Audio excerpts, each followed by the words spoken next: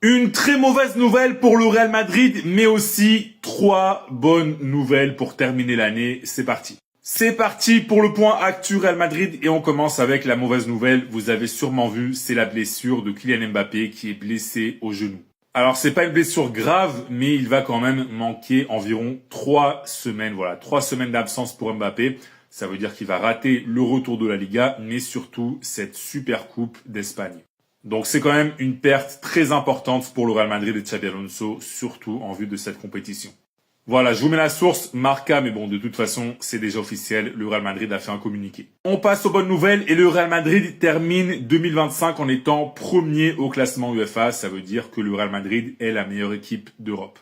Alors actuellement, vous allez dire que c'est le PSG. Évidemment, aujourd'hui, c'est difficile de dire que le Real Madrid est la meilleure équipe d'Europe. Mais voilà, ce classement UEFA prend en compte les résultats sur les 5 dernières saisons. Et donc, en prenant en compte tous ces résultats, eh bien, le Real Madrid est premier devant le Bayern, devant Liverpool, devant le PSG, devant l'Inter, etc. Je vous mets la source, Marca. Voilà, en soi, ça n'a pas énormément de valeur. Voilà, c'est pas un titre. Mais bon, pour l'image du club, c'est quand même sympa. Autre bonne nouvelle, Dani Carvajal va bientôt faire son retour. Il pourrait même être là pour la Supercoupe d'Espagne. Voilà, je vous mets la source, le journal AS qui explique que le joueur est sur la fin de sa phase de récupération. Donc il est tout près de revenir sur les terrains. Et on termine avec une bonne nouvelle mercato. Vous savez que Marc Guehi est le favori de la direction pour renforcer la défense. Et ça tombe bien puisque si le Real Madrid fait une offre pour Guehi, eh bien Guehi donnera sa priorité au Real Madrid avant les autres clubs. Voilà, la source, c'est le journal AS. Donc voilà, dans ce dossier, le Real Madrid est devant Liverpool, devant le Bayern et tous les autres clubs qui veulent le défenseur anglais. C'est fini pour cette vidéo. Si t'es fan du Real Madrid, dis-moi en commentaire, est-ce que tu es inquiet pour ton équipe sans Mbappé? Et si tu veux être au courant de toute l'actu des Merengues, je t'invite à t'abonner. Mais les gars, le Real Madrid, ils ont pas assez de problèmes en fait, je crois. Xabi Alonso, il a déjà du mal à gérer son effectif. Ils vont rajouter un joueur. Le Real Madrid va activer la clause de rachat de Nico Paz en janvier. Waouh! Mais les gars, il va faire comment, Xabi Alonso, là? Les gars, faut savoir que Nico Paz, c'est un petit, il a été formé à la Castilla. Il a déjà joué avec l'équipe 1 du Real Madrid. Il a fait des petites entrées par-ci, par-là. Depuis qu'il est allé à Como en Serie A, il est super bon. C'est un très bon joueur. Milieu offensif, gaucher, franchement pépite. Et argentin, c'est pour ça peut-être. Bref, à l'heure actuelle, là, il est meilleur buteur et meilleur passeur de Serie A, dites-vous. Et comme souvent, avec le Real Madrid, quand ils forment des joueurs et qu'ils les revendent, ils mettent une clause de rachat prioritaire à un prix assez abordable. Et du coup, là, ils vont soulever l'option d'achat de Paz. Mais moi, ce que je comprends pas, c'est qu'il a déjà du mal à gérer Mastantuono, Arda Güler, Brahim Diaz, sans parler de Vini, Mbappé, etc. T'as un Bellingham qui veut jouer toujours plus haut sur le terrain. Lui, c'est un 10, c'est un milieu offensif. Et je dis pas que c'est un mauvais joueur, hein, au contraire, c'est une pépite. Mais, moi, c'est plus sur la gestion de l'effectif que je me pose des questions, les gars. Xabi Alonso, il a du mal à tenir son groupe actuel, il va rajouter encore un joueur offensif. Donc il va devoir faire des choix encore plus forts. Ou bien il va le prendre, il va le laisser sur le banc. Donc c'est une très bonne recrue côté Real Madrid. Mais à voir le bordel que ça va faire en fait. Bon courage Xabi Alonso. 3 nouvelles informations mercato sur le Real Madrid avec les Madrilènes qui veulent recruter le remplaçant de Vinicius Junior au PSG. Le Real qui veut aussi faire revenir 2 anciens joueurs. Et enfin, le Real qui veut recruter un joueur que Flick veut signer au Barça. On va voir ça tout de suite. Allez, c'est parti pour un gros point mercato côté Real Madrid et on commence direct avec le possible remplaçant de Vinicius Junior. Et ce serait Vitinha, le joueur du PSG. Alors oui, évidemment, il ne joue pas même poste, donc ce n'est pas vraiment le remplaçant à proprement parler. Mais en cas de vente de Vinicius Junior, c'est le Portugais que le Real Madrid veut recruter avec tout cet argent. Voilà, je vous mets la source, c'est la Cadena Ser qui explique que le plan du Real Madrid, c'est quand même de prolonger Vinicius, mais en cas de vente, eh bien, le Real Madrid ira chercher Vitinha. Autre joueur qui intéresse beaucoup le Real Madrid, c'est Nico Schlotterbeck. Et c'est un joueur que Hansi Flick veut d'ailleurs recruter au Barça. Voilà, je vous mets la source, c'est la Cadena Ser. On sait que le Real Madrid veut recruter un défenseur central l'été prochain et Schlotterbeck plaît beaucoup à la direction du Real Madrid ainsi qu'au coach du Barça. Et pour finir, le Real Madrid a décidé de faire revenir 2 anciens joueurs, Nico Paz et Jacobo Ramon, qui jouent tous les deux à Com en Serie A. Le milieu de terrain offensif argentin, il cartonne. Le défenseur central espagnol, il cartonne aussi. Voilà, les deux, ils sont très très bons en Italie. Et le Real Madrid a des options de rachat pour les faire revenir pour pas beaucoup d'argent. Voilà, je vous mets une source, Mundo Deportivo, mais bon, c'est dans pas mal de médias. Le Real Madrid a déjà tranché pour Nico Paz et pour Jacobo Ramón qui reviendront donc au Real Madrid l'été prochain. C'est fini pour cette vidéo et si t'es fan du Real Madrid, dis-moi en commentaire quel joueur tu recruterais pour remplacer Vinicius Junior. Voilà, ça peut être aussi un milieu de terrain comme Vitinha ou un attaquant. Voilà, on a beaucoup parlé de Erling Haaland. Bref, dis-moi tout en commentaire et si tu veux être au courant de toute l'actu des Merengues, comme d'habitude, je t'invite à t'abonner. Le Real Madrid vient de recaler 3 gros joueurs qui voulaient signer. Ils voulaient rejoindre le Real Madrid, mais le Real Madrid a dit « Cassez-vous, on veut pas de vous ». Je vais t'expliquer tout ça. Encore des informations mercato sur le Real Madrid qui sont sorties dans la presse espagnole ces dernières heures. Et là, on apprend qu'il y a 3 joueurs qui ont été proposés au Real Madrid, mais la direction, elle a dit non. Donc d'abord, on a Ibrahima Konaté, le défenseur de Liverpool. Alors là, ça me surprend un peu parce que c'était quand même un des favoris de la direction pour renforcer la défense. Mais bon, visiblement, la direction n'en veut pas. Ensuite, on a Dayo Upamecano. Là, ça me surprend un peu puisque le Real Madrid était aussi intéressé par le Bavarois. Mais bon, visiblement, ce n'est plus le cas. Et de toute façon, a priori, il va prolonger au Bayern. Et sans surprise, Ruben Neves. Voilà, j'en avais parlé la semaine dernière de l'intérêt supposé du Real Madrid. C'était des informations qui venaient d'Arabie Saoudite. Eh bien, effectivement, il a été proposé au Real Madrid, mais le Real Madrid n'est absolument pas intéressé par le Portugais. Donc voilà, la source de tout ce que je viens de vous raconter, c'est le journal AS. Et ce que nous explique le média, c'est aussi qu'en fait, le Real Madrid ne veut pas être utilisé par les agents et par les joueurs comme moyen de pression sur les autres clubs. Parce que ce que beaucoup d'agents font, par exemple, pour obtenir de meilleurs salaires pour leurs joueurs auprès de leur club, eh bien, ils disent, regardez, le Real Madrid est intéressé par mon joueur, donc mettez-moi un gros salaire, sinon mon joueur, il va partir au Real Madrid, alors que souvent, c'est faux. Donc voilà, le Real Madrid a recalé Konaté, Upamecano et Ruben Neves. En tout cas, si toi t'es pour le Real Madrid, dis-moi dans les commentaires, est-ce que tu penses que ces joueurs auraient eu leur place au Real Madrid? Voilà, que ce soit en tant que titulaire, en tant que remplaçant. Bref, dis-moi tout en commentaire et si tu veux être au courant de toute l'actu des Merengues, je t'invite à t'abonner. Après, on va dire que le problème du Real Madrid, c'est Mbappé. Mais regardez-moi ça, s'il vous plaît. Ici, on apprend plusieurs choses. Déjà que le Real Madrid est surpris par les résultats de l'équipe, mais ils affirment que l'effectif est bon, jeune et n'a besoin d'aucun ajustement. Ils en concluent donc que le Real Madrid ne participera pas au mercato hivernal, sauf en cas de nombreuses blessures. Mais pour vous, déjà, toutes ces blessures face à City, c'était pas suffisant? On a Militao et Alaba qui sont out depuis je sais pas combien de temps et qui vont peut-être le rester longtemps, même si Alaba est de retour à l'entraînement, je lui fais pas confiance. Ferland Mendy qui se blesse un jour sur 2, Carvajal qui est vieillissant, Trent qui a fait que se blesser depuis son arrivée, pareil pour Hussein, Kamavinga qui est fait en papier mâché. Mais pour le Real Madrid, il n'y a pas besoin de recruter en janvier.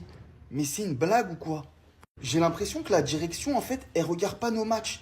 Vous voyez pas le manque de créativité au milieu, la défense qui n'est pas stable, les latéraux qui sont toujours absents? Non, je pense que ça, ils le voient pas. Je pense qu'il y a que nous, en fait, on est fous et en fait, on critique, mais dans le vide. Voilà. Et après, il y a des gens qui vont me dire « Ouais, mais soutiens le Real Madrid. » Comment vous voulez que je soutienne une direction comme ça? Ils sont débiles. 3 nouvelles informations mercato sur le Real Madrid avec du nouveau dans le dossier Vitinha. Une grosse offre qui est arrivée pour Mastantuono. Et enfin, le Real Madrid qui vise un très gros espoir français. On va voir ça tout de suite. Allez, nouveau point, mercato Real Madrid. Et on commence directement par parler de Vitinha. Dernièrement, on a pas mal parlé du Portugais. On a notamment expliqué qu'en cas de vente de Vinicius Junior, eh bien, cet argent serait utilisé pour recruter Vitinha. Mais là, les dernières nouvelles, elles ne sont pas vraiment positives. Effectivement, Nasser Al-Khelaifi, le patron du PSG, n'a aucune intention de vendre Vitinha au Real Madrid. Voilà, je vous mets la source Defensa Central qui explique que Al-Khelaifi, le patron du PSG, eh bien, il sabote tout simplement le transfert du Portugais au Real Madrid. Et il faut savoir que Al-Khelaifi et Florentino Pérez, ils ne s'entendent pas du tout. Voilà, ils sont en guerre à cause de plein de choses, à cause de Mbappé, à cause de la Super Ligue européenne, bref. Et donc, le patron du PSG ne veut pas vendre Vitinha au Real Madrid. Deuxième information, une offre est arrivée pour Mastantuono et c'est une offre de prêt qui a été formulée par Naples. Et le Real Madrid a dit non, le Real Madrid ne veut pas prêter l'Argentin au Napoli, ni à n'importe quel autre club d'ailleurs, vu que le Real Madrid veut garder Mastantuono dans l'effectif. Voilà, la source, c'est le journal Marca. C'est vrai que dernièrement, l'Argentin, il joue moins et il y a des clubs qui veulent en profiter pour l'accueillir en prêt, mais le Real Madrid ne va pas le laisser partir. Et enfin, il me semble qu'on en avait parlé il y a quelques mois, le Real Madrid est bien intéressé par Jérémy Jacquet. Là, ça se confirme clairement. La source, c'est le journal Sport. Donc Jacquet, c'est un jeune défenseur central français. Il est international espoir tricolore et il joue à Rennes en Ligue 1. Donc voilà, c'est plutôt un profil de joueur d'avenir. Donc si Jacquet est recruté, il y aura quand même un autre défenseur central plus expérimenté qui sera recruté aussi. C'est fini pour cette vidéo et si t'es madrilène, dis-moi en commentaire, est-ce que selon toi, le Real Madrid doit prêter Mastantuono, oui ou non? Et si tu veux être au courant de toute l'actu des Merengues, je t'invite à t'abonner. Le Real Madrid veut faire 2 gros transferts en 2026. On va voir ça tout de suite. Effectivement, le Real Madrid a déjà 2 priorités pour les prochains mois en termes de mercato avec 2 gros transferts que le Real Madrid veut conclure. Alors, on va pas parler de petits transferts, entre guillemets, comme le possible retour de Nico Paz, celui de Chema Andrés, celui de Jacobo Ramon, bref, mais de gros transferts de joueurs qui viendraient pour être titulaires. Donc, le premier gros transfert que veut faire le Real Madrid, c'est celui d'un milieu de terrain. C'est au milieu de terrain que le Real Madrid veut et va investir le plus d'argent l'été prochain. Et là, je vous ai mis Keith Smith, qui est le favori de la direction. Il y a aussi Adam Wharton de Crystal Palace, et Vitinha du PSG, mais bon, Vitinha, c'est presque impossible. Et en plus d'un grand milieu de terrain, le Real Madrid veut aussi recruter un grand défenseur central. Là, je vous ai mis Gueye. Bon, ce serait pas forcément un grand transfert financièrement parlant, vu que le joueur serait gratuit. Mais voilà, c'est quand même un des meilleurs joueurs du monde à son poste. Donc, en quelque sorte, ce serait une grande signature.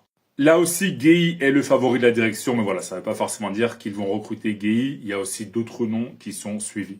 Voilà, je vous mets la source, le journal AS qui explique que la priorité du Real Madrid, c'est un cerveau pour le milieu de terrain. Donc un cerveau, comprenez un joueur créatif et intelligent. Et ensuite, un défenseur central. Donc voilà, faut s'attendre à 2 gros transferts. Après, on ne sait pas s'il y a des départs. Par exemple, si Vinicius part, j'imagine qu'il y aura un autre gros transfert en attaque notamment. Mais là, en tout cas, les plans de la direction, c'est un grand milieu de terrain et un grand défenseur central. En tout cas, si toi t'es supporter du Real Madrid, dis-moi quel joueur tu recruterais pour ces 2 postes, pour la défense centrale et pour le milieu de terrain. Dis-moi tout en commentaire et si tu veux être au courant de toute l'actu des Merengues, comme d'habitude, je t'invite à t'abonner. Mon mercato du Real Madrid au milieu de terrain. Parce que ça y est, Florentino Pérez, il se sera rendu compte, la priorité c'était un milieu organisateur et contrôleur du tempo. Ça sort dans la presse, c'est qu'en gros ils font fuiter des choses, ils essayent de recruter ce profil-là. Et je vais vous dire c'est qui. Je vous explique ma pensée. Pour moi, il faut quelqu'un d'organisateur. Mais les gars, on va tout de suite pas partir sur les Vitinha, les Pedri. C'est des joueurs inaccessibles qui doivent coûter 100 millions, 150 millions. Pedri, il est à Barcelone, il viendra jamais. Vitinha, il est au PSG, on connaît les relations depuis l'affaire Kylian Mbappé, il viendra jamais. Il y a des prospects en Angleterre, des Adam Wharton, etc. Mais c'est pas encore confirmé, mais pourquoi pas. Pour moi, il faut ramener quelqu'un d'expérience, très expérimenté et un jeune qui pourra apprendre aux côtés de ce gars d'expérience pour prendre les clés d'ici 1 à 2 saisons. En gars expérimenté, les gars, je vois Bruno Fernandes directement. Il est à Manchester United, il sait c'est quoi de jouer dans une équipe où il n'y a pas de fondation, où autour c'est catastrophique. Il sait c'est quoi, les gars. Lui, il est à United depuis des années, et à United, franchement, s'il a survécu là-bas, il va se plaire au Real Madrid, c'est sûr. Il a une polyvalence de fou, il peut jouer 10, il peut jouer 8, il peut jouer dans un double pivot. Il a le tempérament, le niveau et surtout les gars, il a la technique, il est bon balle au pied et c'est ça qu'il faut. Et en plus les gars, voilà, expérience, gestion du tempo. Moi je pense que Bruno Fernandes, s'il vient à la fin de cette saison au Real Madrid pour faire 1 à 2 saisons, ça peut juste être que bénéfique pour le Real. De plus, Manchester United cherchait à le faire partir à l'été dernier, donc pourquoi pas voir cet été. À ses côtés, il faut rajouter un jeune, les gars, un jeune entre 20 et 22 ans qui peut signer au Real Madrid. Ces derniers jours, on voit Keith Smith, j'y crois pas une seule seconde, les gars. Il est même pas titulaire dans son équipe en Conference League. Dans la Ligue des Pays-Bas, les gars, il a que 600 minutes et il va coûter 50 à 60 millions d'après les dires. Franchement, pour moi, c'est beaucoup trop pour un joueur qui n'a même pas confirmé plus de 1000 minutes en pro et au très haut niveau en étant titulaire. Mais pour moi, il faut ramener un jeune. Ensuite, dans le sens des départs, pour moi, c'est Balos qui part. C'est sûr, au milieu de terrain, c'est sûr. Bellingham, il reste. Tu peux pas t'en séparer. Valverde, on va voir plus tard. Güler, il reste, tu peux pas t'en séparer, c'est une future pépite. Ce gars-là, quand il aura de la confiance d'ici quelques saisons et un peu d'expérience, il va être monstrueux. Tchouaméni, c'est le seul qui peut être vraiment un mur devant la défense et il peut même jouer défenseur central, donc il a une polyvalence qui est folle. Et Tchouaméni, en attendant d'avoir mieux, faut garder Tchouaméni. Maintenant, la seule question qui se pose, c'est Camavinga et Valverde. Peut-être qu'un des deux devra partir. Pour faire le choix, je sais pas. Moi, je vais dire Valverde, il aura 28 ans la saison prochaine. Est-ce qu'il a fait le tour au Real Madrid? Peut-être aller pour une nouvelle expérience. Je sais pas, à eux de voir. Camavinga, peut-être que c'était une erreur de recrutement, étant donné que physiquement, il n'est pas assez fiable. Ou peut-être qu'ils vont se dire Camavinga, on mise sur lui, 22 ans, jeune, avenir, expérience, ça va être top. Ou Valverde, justement, ça va être lui, un des mentors de l'équipe, blablabla. À voir comment le board décide ou de valoriser les deux joueurs pour voir qui va partir. Mais pour moi, c'est ça. Il faut ramener un ancien expérimenté Bruno Fernandes et un jeune de 20 à 22 ans qui va suivre Bruno Fernandes, qui va rentrer dans les matchs, qui va prendre de l'expérience et qui va peut-être avoir les clés du camion d'ici 1 à 2 saisons, voire 3 saisons selon la forme de Bruno Fernandes. Les actus mercato du mercredi 31 décembre, c'est parti les gars, on commence tout d'abord avec le Real Madrid et le président Florentino Pérez. Donc il est très déçu par certains joueurs du Real, donc les noms n'ont pas été indiqués, mais bon, on pense bien sûr c'est quel joueur, hein. Donc les dirigeants sont prêts à en céder certains en cas de bonne offre l'été prochain. On va parler cette fois-ci du club turc du Fenerbahçe, les gars, a fait une offre pour Christopher Nkunku, le joueur français de l'AC Milan. On apprend ça d'après la Gazette italienne que le club turc a proposé 40 millions d'euros, bonus compris, à l'AC Milan pour l'international français pour le recruter dès janvier. Des nouvelles également concernant ce tout jeune joueur de Nottingham Forest, les gars, c'est James McAtee, très bon joueur. En tout cas, il est suivi de près par l'équipe de Strasbourg. Le club alsacien aimerait se le faire prêter cet hiver afin de redynamiser l'effectif de Liam Rossignol, le coach bien sûr de l'équipe strasbourgeoise. Et on finit aujourd'hui du côté de Liverpool, c'est pas un transfert de joueur, mais plutôt un transfert du responsable des coups de pied arrêtés parce que lui c'est fini les gars. Donc Liverpool vire Aaron Briggs, le responsable des coups de pied arrêtés. Donc les Reds ont encaissé 12 buts consécutifs à des coups de pied arrêtés cette saison, plus que n'importe quelle autre équipe du haut de tableau du côté de la Première Ligue. Alors là, Chelsea est foutu. Le club vient de prendre une décision qu'ils vont probablement regretter à la fin de la saison. Comme vous pouvez le voir les amis, Chelsea est actuellement 5e de Première Ligue. Sans oublier que le résultat des derniers matchs n'est pas vraiment fameux. Sur les 6 derniers matchs, ils ont gagné seulement 2 matchs. Ils ont fait 2 matchs nuls et 2 défaites. Et vu l'équipe qu'ils ont, bien évidemment qu'ils vont pas mettre la faute sur le collectif. Ils ont réussi à battre le FC Barcelone, mais ça, ils s'en foutent. Ils ont réussi à trouver la cause à leurs problèmes. Et c'est tout simplement Enzo Maresca, l'entraîneur. Malgré que ce dernier ait remporté la Conference League et la Coupe du Monde des clubs, on a appris ce matin qu'Enzo Maresca n'est plus l'entraîneur de Chelsea. Ce dernier a souhaité partir de lui-même. Et on se pose tous la même question, pourquoi? Même si oui, ça se passe pas très bien avec Chelsea actuellement, mais en plein milieu de saison comme ça, tu lâches ton club. Il a dû se passer des choses en interne, c'est sûr à 100%.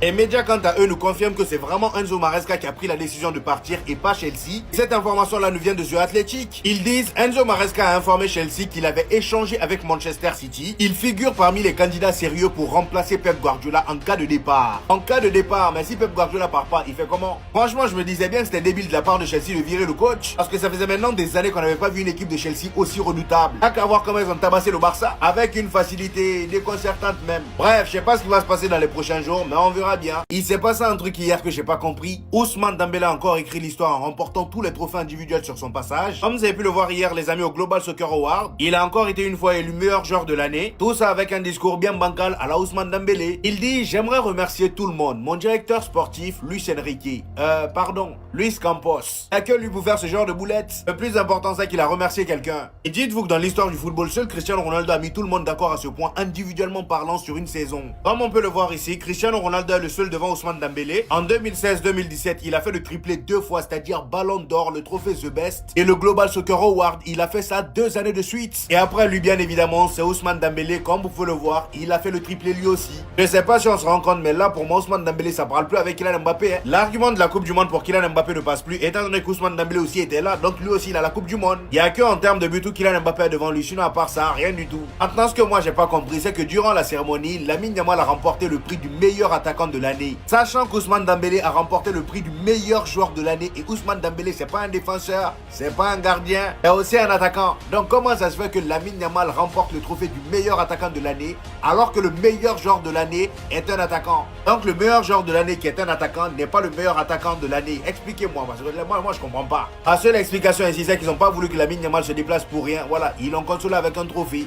Mercato d'hiver côté Real Madrid, on prend qui? Si j'étais le club, encore une fois, parce que c'est pas réaliste du tout et vous savez très bien pourquoi. C'est tout ce que le club est corrompu jusqu'à la moelle, que Rooney Calafat et sa bande de merde sont très influents, que Pérez balayait les parts du club et que Xabi Alonso n'est plus soutenu par sa direction mais soutenu par les joueurs car les séances vidéo ne sont plus d'actualité. Situation à mourir de rire, hein, évidemment. Si ça ne tenait qu'à moi, j'aurais déjà viré Valverde et Vinicius qui ont un niveau exécrable car c'est ces premiers mecs qui se plaignaient que Xabi Alonso ne laisse pas faire ce qu'il voulait. Jude aussi, hein, c'est une calamité. Bref, on prend qui? On attend d'un Jérémy Jacquet prévu cet été car oui, il nous faut un défenseur central impérativement dès maintenant. Le Hussein est à la rue complet, Asensio et Rudiger n'ont pas de cerveau, Militao drague l'infirmière et Alaba est le mannequin du club. Et ben moi je prends Schlotterbeck. Défenseur ultra réel compatible, il chasse les attaquants, il va au devant, il coupe les trajectoires, il impose un défi physique constant à son adversaire, ce qui change de Dina Hussein. Sa lecture du jeu lui permet d'intercepter les ballons très haut, ce qui est vital pour une équipe qui veut presser comme le Real de Xabi Alonso. Enfin dire ça c'est une vision assez utopique car c'est plus lui qui est maître de son coaching. En plus il est gaucher. Rudiger, Militao, même Tchouaméni sont des défenseurs centrales droitier et jouer avec 2 défenseurs centrales droitiers, ça ralentit la circulation sur l'aile gauche. À 55 millions, je pense qu'on peut les sortir, surtout si on en a mis 60 sur EIC. Au niveau des départs, Hendrick est déjà parti à Lyon, mais il y a un mec que je vends à coup sûr, c'est Fran Garcia. En tant que latéral défensivement, c'est frileux, il a toujours peur. Xabi Alonso a même essayé de le tenter ailier gauche, et c'était horrible. Sa seule qualité, courir. Son palmarès, courir. J'ai jamais vu un centre de Fran Garcia être décisif quand il est en phase d'attaque, c'est toujours pour repasser le ballon en retrait à son défenseur central ou pour faire une passe latérale au milieu. Et gros, moi j'en peux plus de ce type. Et la vraie question avec laquelle je suis totalement en désaccord avec la commune madrilène, c'est pourquoi je ne prends pas de milieu créateur. Parce qu'on a lui,